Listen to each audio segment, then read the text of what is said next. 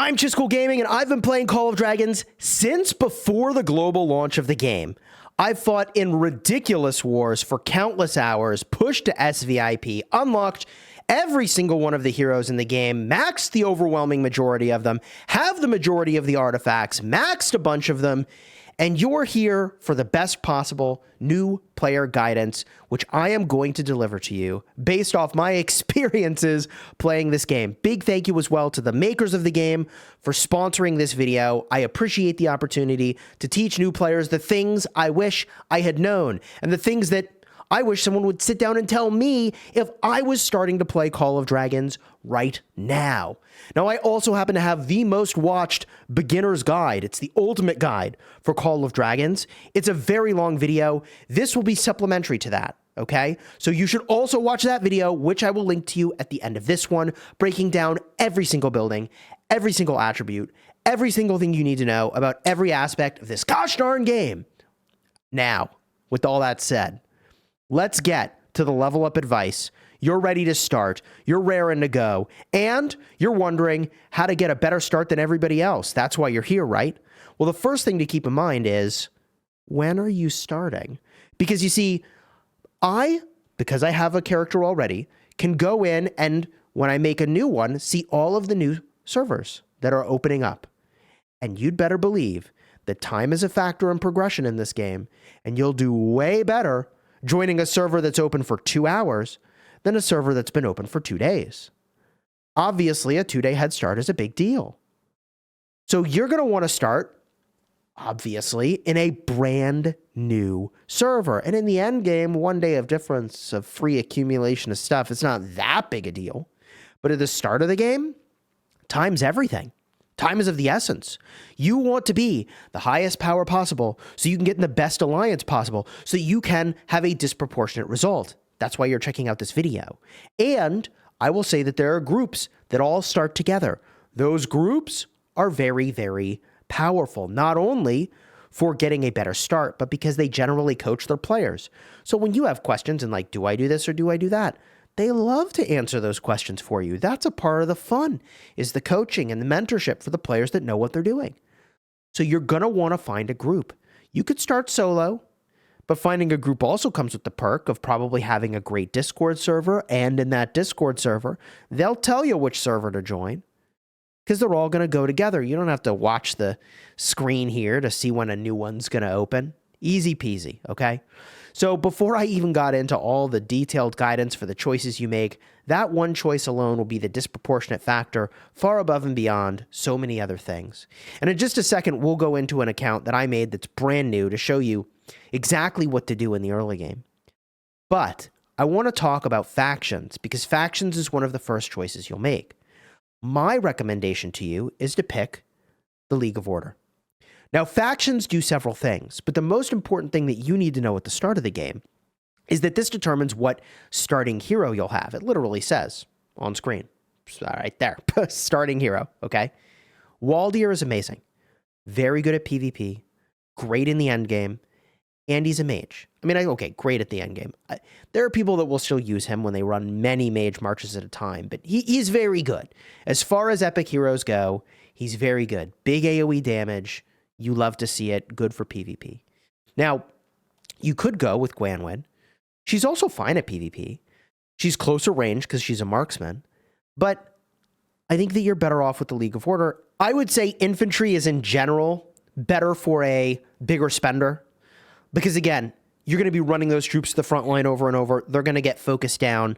Mages, you can play for a long time from the back line. The safety of other people guarding the front line. This is the way to go. Now, there are other perks that come with your faction that are important, but not in the early game. Not really, but I will say that League of Order's perk in the early game ain't bad. 10% overall gathering speed is pretty good. 3% magic unit, magic defense is also good. This protects you against magic damage, which comes from mages. Spring Wardens give a little bit of elixir that's free healing production. Legion March Speed is very good. Wilderberg is very good for rally and garrison in the end game. 3% Legion physical attacks, very, very good. Destruction Engineering is kind of worthless, in my opinion. And also you get a special flying unit, which isn't going to be relevant at the start of the game, and you can switch factions for free later. So you don't have to worry about it. But I'll tell you what theirs are so you know. League of Order has the Celestials. It's a flying unit that's magic. Spring Wardens have a flying unit that's cavalry. It's the Forest Eagle. And Wilderberg has a flying unit that is a marksman, the Wyvern Rider, that can destroy buildings from a distance. It doesn't really matter too much which one you choose. You'll max all these heroes anyways. But I think getting extra tokens of Waldir at the start of the game is a W. I'd recommend it. And in the start that I did, that's what I went with. Now, the reason that I'm going to show this to you after already having played for an hour and a half is that I was doing so much of the new-ish exploration game mode that much of what I was doing was not coaching or giving advice. And I was like, okay, like you don't need to really see me play exploration, but you might need help beating the levels in exploration. And so let me explain a few things that will give you a huge advantage as you press through exploration. And then we'll talk about some of these early buildings, their function, and why they're going to matter to you. So in the exploration game mode, there's a couple things you're going to want to do. One is you're going to want to level up your heroes. Now, your level will be capped based on your City Hall level. For me, City level 8 is what's required at this moment in time to get higher levels, so I can only go up to 15. But on other heroes, I can go further. I could take this one to 14. Leveling up is going to make me stronger in that game mode, obviously. Also, you can apply skills. Skills are going to make me stronger in the exploration game mode. So you're going to want to do these upgrades as you can. And I will point out something very important, which is that you also can get stronger by adding stars onto your heroes. Stars will have different effects. The game will tell you what those effects will be, including unlocking new skills, being able to bring a secondary hero. There's a lot of perks that come with adding stars onto a hero. They also unlock, as I mentioned, new skills. But skills in this game apply randomly to whichever one they land on. So if you have two options here, they'll apply randomly between the two. In this case, I have two skills available, but one of them is maxed. So it'll only land here on the second skill. But one thing you can now do is they added a thing called skill lock. So as you start up the heroes, you're generally going to want to max the first skill. That is the better skill for PvP. So you're going to set the skill lock bar to 1, like I've done here, and that will make it so that all the skill ups only apply to the first skill. When I set it to 2, that means all the skill ups apply to the first 2 skills. When I set it to 3, all the skill ups apply to the first 3 skills. So it's still random, but you can control a little bit where it's going, and you don't have to like wait to unlock the skills like you used to have to do in this game. Now, of course, adding an artifact onto a hero will definitely make them more powerful. So as you get artifacts, you're going to want to go and do that. Artifacts get leveled up, just like heroes can get leveled up. And also artifacts can get skill ups when you get duplicate copies of them. And artifacts get star ups as well, just like heroes do. And each star up unlocks different perks as well, going to 7% Legion attack, 12%, 18% on this particular artifact. And trust me, there are some ridiculously powerful artifacts. Oh my God. So if you want to progress further in your exploration game mode, level up your heroes, skill up your heroes, star up your heroes.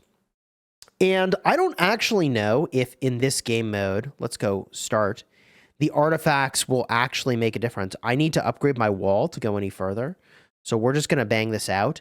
You should never do what I'm about to do, which is that I'm not going to wait for helps. I'm just going to speed it up. You should always wait for helps. Think of helps as like a free speed up, okay?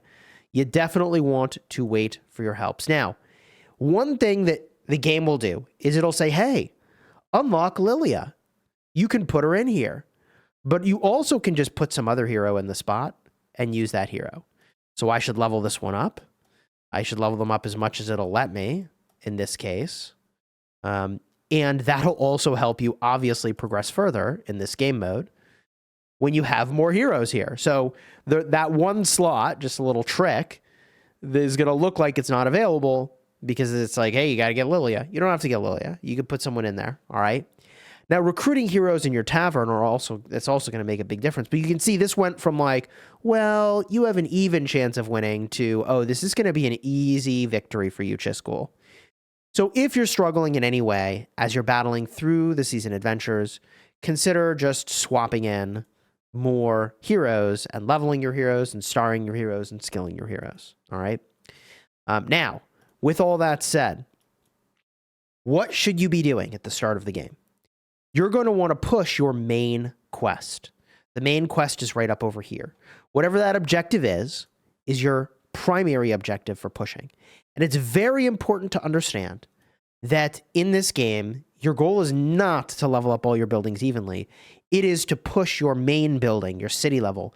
In this case, because I am the League of Order, it is the Hall of Order that we're trying to progress as quickly as we can. Now, each building will have prerequisites for advancing it. You can see here, I can't do Hall of Order until I've done my Alliance Center. I probably also had to do the wall, which I happen to have just done prior to going and looking at the Hall of Order here. So what you hopefully will see, I don't know if this alliance is actually active because it's a couple weeks even old at this point. Oh, look at that. I got 7 helps. Oh my God. That's crazy. Anyways, the helps reduce the time. Free speed ups, totally worth. Now, how do you get more helps? Keeping your Alliance Center upgraded is a big deal. So in my opinion, Alliance Center is one of the few buildings you could upgrade outside of the required cycle of things you need to get the Hall of Order up, because getting free speed ups is really valuable, and helps are the equivalent of free speed ups. When you hit the info button on any building, it'll tell you kind of what it does. Here, there's 2 levels of info buttons we had to hit. But those help chances going up is a pretty big deal. The other building that's a really big deal that you'll get pretty quickly is going to be your research center. In this case, it's the College of Order. Leveling up your College of Order gives you several perks, including the ability to go further in the tree for research, but also it gives you a research speed boost. And crazy enough, some of the research can give you building speed boosts and research speed boosts. That's mana prospecting, research speed boosts. There it is. There's scholarship. These buffs are major, okay? You want to get these as fast as you possibly can. Even things like a hero XP bonus is major. You want to get this as fast as you can. And even in the military tech, training speed is amazing. You want to get this as fast as you can. This is where you're going to find higher tiers of troops and how you unlock them. So your research is going to be critical to your progression. And as promised, your flying unit first unlocks at tier 4 after you've completed all the other units to tier 4 status. All right. So your research is going to be absolutely crucial and will be a bottleneck to your progression in Call of Dragons for sure. Now, in terms of what armies you build, there's an important concept that you need to understand in the way this game works, which is that some units do magic and some units do physical. And if you combine heroes that do magic with physical damage dealers, you're going to be disappointed. They're not going to work. So you can see here, he does magic damage. Waldir, magic damage. You can't put infantry with him. You can't put marksmen with him. You can't put cavalry with him. You need to put mages, obviously, which means you need to pair him with another mage. Now, at the start of the game, I think working on a mage march is the best way to go. Not only is it just powerful with your free-to-play options, you could go Waldir, and then from your gold keys, you will eventually unlock Velen, or you'll pay your way to him from the daily special offer. But Velen is a very, very powerful mage.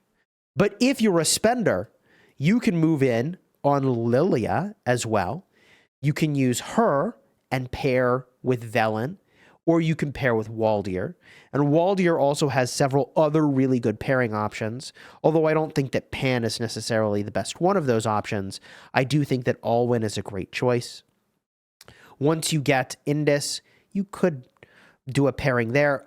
Once you get Thea, who's not available at the time that this account was started, it'll come a little bit later on. You could pair there. You're going to get Eliana. You could pair with her. There's going to be a lot of options that you could do with mages. Okay, but you're going to want to have fewer but stronger marches at the start of the game.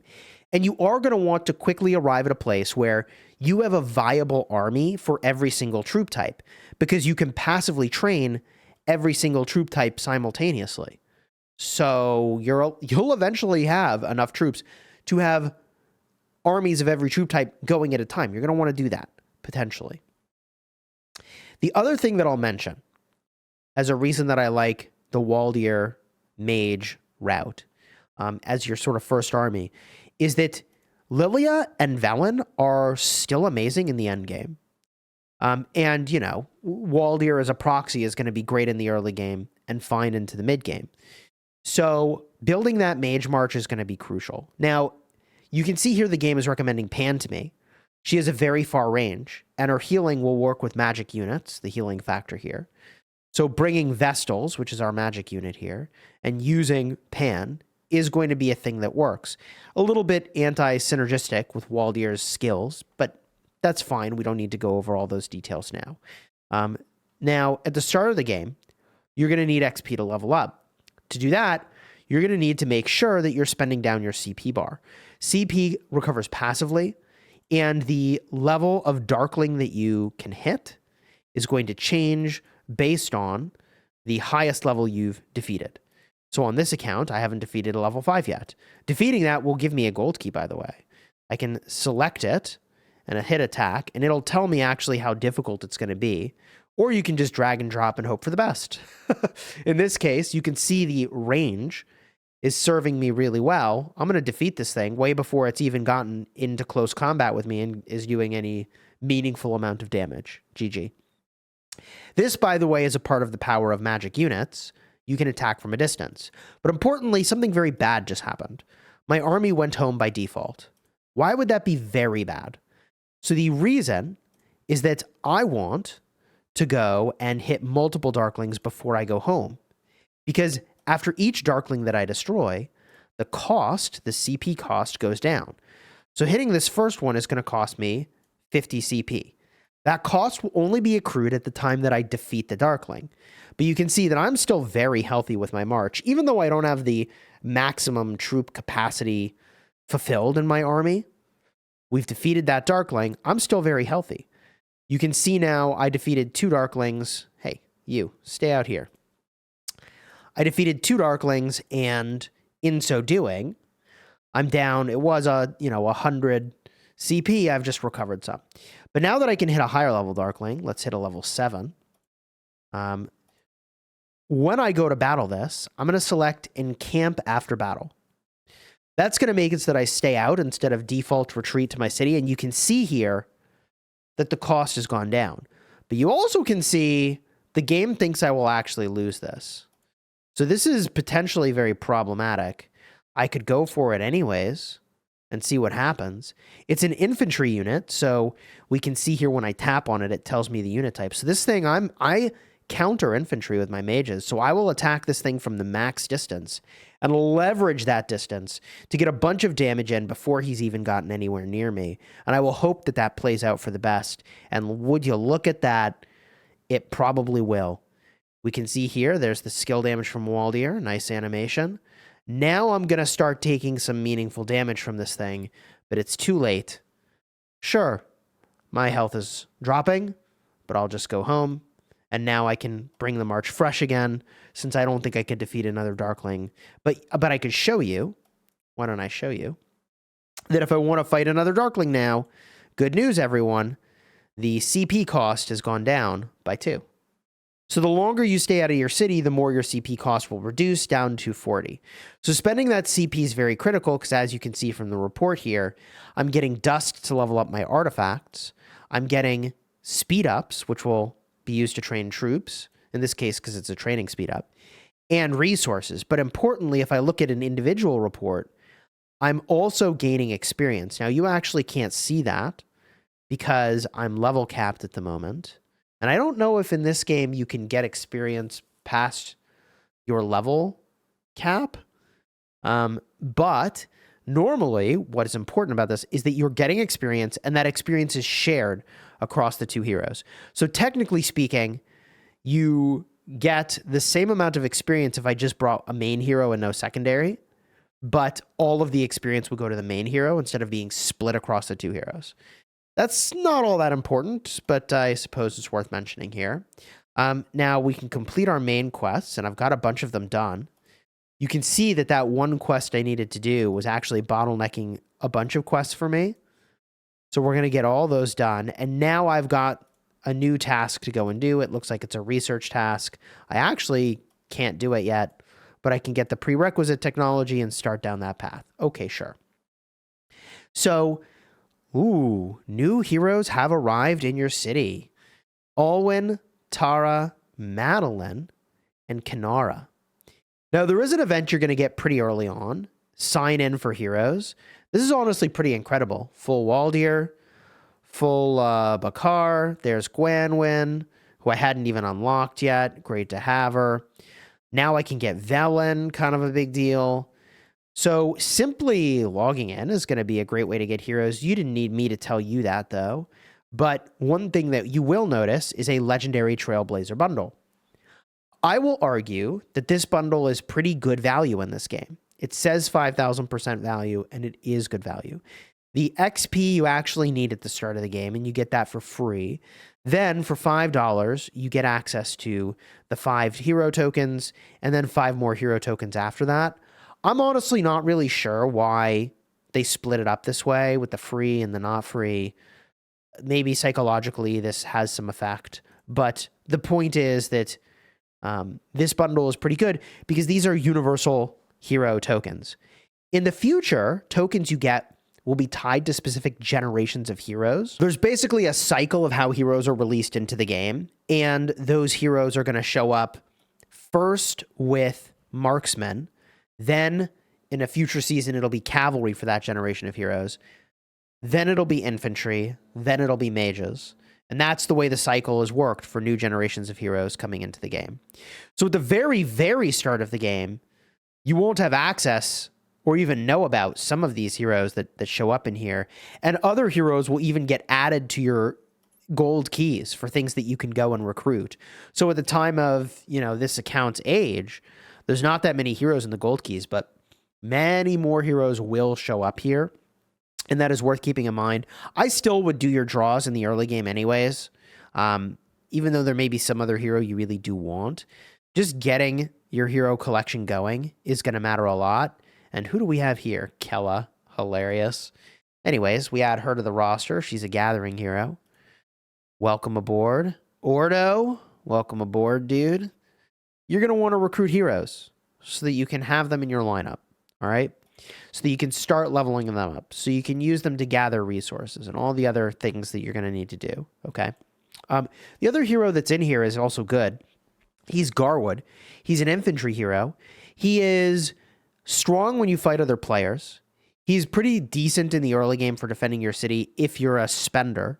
If you're not a spender, you're kind of just like healing your troops and then bringing them back to be beaten by your opponents, which is not so great. So you got to be smart about how you do that. And with regard to protecting your city, your wall is where you're going to go and do that. This is where you're going to pick the heroes that garrison your city. As I mentioned earlier, the damage you deal is going to depend in part on troop types. Because remember, Waldir does magic, but not all the troops in your city are magic troops. So I've made dedicated videos about city defense, and I've taken quad rallies on my city. That's 4 rallies at a time simultaneously, and traded insanely positive. And, those are very fun videos to watch. You should go watch those some point. You just do a search for Chisgule, Call of Dragons, City Rally, or some combination of those words. You'll find them. And I've done it many times, and I do it very comfortably. I'm not sweating. I'm not freaking out. I'm sitting there knowing I'm going to decimate these guys, and they're making a huge mistake. Often they're just doing it for funsies, but everybody's got a different view on what's fun. So I mention this because you probably want physical damage dealers protecting your city, even if you're League of Order, because most likely the majority of your troops will be physical damage dealers, and therefore having someone who does physical damage defending your city will perform better. So in the early game, even though I think Waldir is a slam dunk a better choice for overall PvP, for defending your city, Bakar is a better pick. Now, if you're having to defend your city a lot, you've got bigger problems. You should not be in a world where people are attacking your city all the time. That is bad. Something is going wrong if your city is getting attacked regularly, okay? You want to keep your city safe. You do not want to get looted. To that end, you want to be spending down your resources so that they're not above your resource capacity. Never open your resource tokens until you need them. This is a huge blunder to just open the tokens to see how much you have. You can just go to resource statistics if you want to know, okay? And your resource protection limit is dictated by your storehouse, which I'm sure I have one of those. Maybe I have one of those. It's so funny because I haven't played this faction in so long. There's the storehouse, right? So you can see how much of your resources are unprotected here. That's bad. Okay, if I have unprotected resources, I'm a target for somebody. They're going to want to go after me. That's not good, okay? There are lots of bundles that are really high value if you want to progress your account. And like, I think the daily special offer is quite possibly some of the best you can get, the daily deal. Velen is amazing. Really, really great. Kanara is also very, very, very good and will be for a long time. So both of those heroes, I would say, are really good priorities. I would say Garwood is actually the lowest priority. If you're a big spender, having a Garwood can be powerful because you're actually going to run a lot of infantry in the front line. For everybody else, you know, I think stick with your Velen, progress them far. Kanara, progress them far is going to be better choices. And there's just going to be tons and tons of bundles here. But, you know, obviously the basic and advanced packs are very good here. Really great value. These regeneration potions are used on pets. These are going to be very important to have. So both of those bundles are very good. The growth fund is insane value. Okay, it's going to depend on your city hall level. The more you progress your city hall, the more gems you ultimately get from the bottom half of this bundle when you unlock that, which you will. Obviously, getting another builder is critically important. One of the very first top priorities for your account, if you're getting serious about the game in any way, is going to have a second builder. Really solid $5. Gives you really good progression. All right. And spending on, I think, just any bundle, first purchase, is going to give you access to Lilia, just the unlock of that hero. Okay. The rest of her you'll get from VIP. VIP is going to be very important to push on. You're going to want to spend gems on your VIP level. And the reason that you're going to want to spend those gems on the VIP level is that you'll see the perks stack up. And ultimately, you start getting access to building speed. So you want to get this as fast as you possibly can. This is a great place to be spending your gems. Research speed, great to have. Plus, you're getting a daily gift that is improved as you get higher levels of VIP. Absolutely want to spend your gems to get higher VIP. That said, on my account, I took it all the way to VIP 15 using a lot of gems. I would not recommend that. I mean, these days you can go past VIP 15, so there's like some value there, but you'd have to do the break-even math. It depends on how much you spend on bundles versus how much you would just accrue over time passively with VIP from the alliance you're in. At VIP level 8, you get a second research queue. This is god tiers of importance because it's like a free 24-hour speed up every day of value, right? A second research queue. That's like 24/7 if your research is running, which it should be, right? That's like a free 24-hour speed up every day. That's amazing. So keep your eye on VIP. Again, I pushed all the way up. VIP 12 gives a research speed boost. That's big. Gemming past VIP 12 is probably incorrect. There's a training speed boost in here. And then, yeah, there's another research and building speed boost at VIP 15. And like that's a lot of gems, y'all. That's a lot. I did it. Speaking from experience, that is a lot of gems. Okay. So with all that said, your first army is going to be Lilia primary, Velen secondary, and you're going to go and, as far as pets go, you're going to go and catch yourself a Sapphire Phaedrake. The Sapphire Phaedrake is perfect for mages.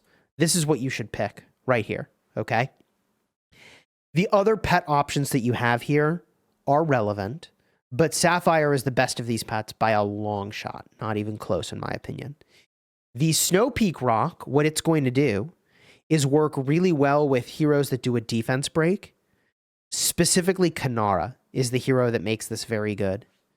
The Frost Bear is going to be good with heroes that do big shields. The hero that, if you work on her and get her, is going to be Madeline. Frost Bear will be important for her. The Sand Lizard is going to be very versatile. It does area of effect healing. It's good if you have many marches on the field, and in my opinion, only if you have many marches. You can upgrade the Sand Lizard to only heal your one army, but at a reduced level of effectiveness, I believe. I don't know. It's just total effectiveness is way higher if you heal multiple units, and it only heals your armies, not friendly, but allied armies. So Sand Lizard is very good, but not in the early game because you're not going to have multiple armies standing on each other. But in the end game, when you have a bunch of armies standing on each other, it's pretty decent. I think there are other strategies that are potentially better, but I have a Sand Lizard, and I've done very well with it. So a Sapphire Phaedrake is for sure the pick here. And that's going to work perfectly with your Waldir as well. So if you're going 100% free to play, Waldir pair with Velen, going to be amazing, okay? So you pair Waldir, you pair Velen, and you're going to get your Sapphire. Now, your Sapphire comes with the advantage of having skills that will get stronger based on things that Lilia, Waldir, and Velen do, which is frost and burning effects. That's how this thing will scale. So I'm going through a lot of the standard text here that it makes you go through, but if we actually back out and go back to the pet sanctuary, now I can go look at this thing.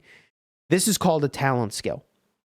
The talent skill on your pet is very important. It's the most important skill. Other skills will enhance either the hero and what your hero does, or the pet and what the pet is doing. I have entire dedicated videos and series on how to build pets.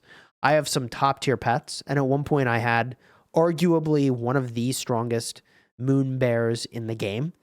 Now things are a little bit different, that there's a pet auction house, but at the end of the day, what you're looking for on pets is pets that have high attribute values that align to the actual skills you're going to be using on the pet, and a lot of skill slots. This in and of itself is like an entirely separate video, but what I wanted to call out with your war pets is that Sapphire Phaedrake is going to be the pick initially. Getting multiple Sapphire Phaedrakes and harvesting the skills off of them will be a fine play. I have multiple videos that kind of talks about how you can, when you relieve a pet, you release it from your collection, you harvest the skills from it, okay? Once you get to that point, you're going to want to advance your Pain Bloom very quickly to 2 stars on the talent skill. 3 stars takes way too long. You're going to want to work on other pets for other hero combinations at that point, okay? You can see here that I've got 2 warrants per day. So every single day you can catch a limited number of pets, which means your progression of your talent skills is limited in this game. And there is a market for this that uses pet coins. Also, you'll get these, pet tokens that then you can draw from a loot table over here. And anyways, this video I think is long enough to get you started. All right. You enjoyed the vid, throw a like on here, subscribe to the channel. There's a lot to like about Call of Dragons and the way that the end combat works and that the communities have been built out, but you got to get there, baby. So my strongest recommendation is finding a good group to start with. That advice solves 90% of your other problems because they'll advise you on all the other stuff you need to know. But if you want an even more detailed guide on everything in this game, check out my ultimate guide, card in the end screen. Thank you again to the makers of the game for sponsoring this video. And until next time, you have fun smashing your enemies. Take care, everybody.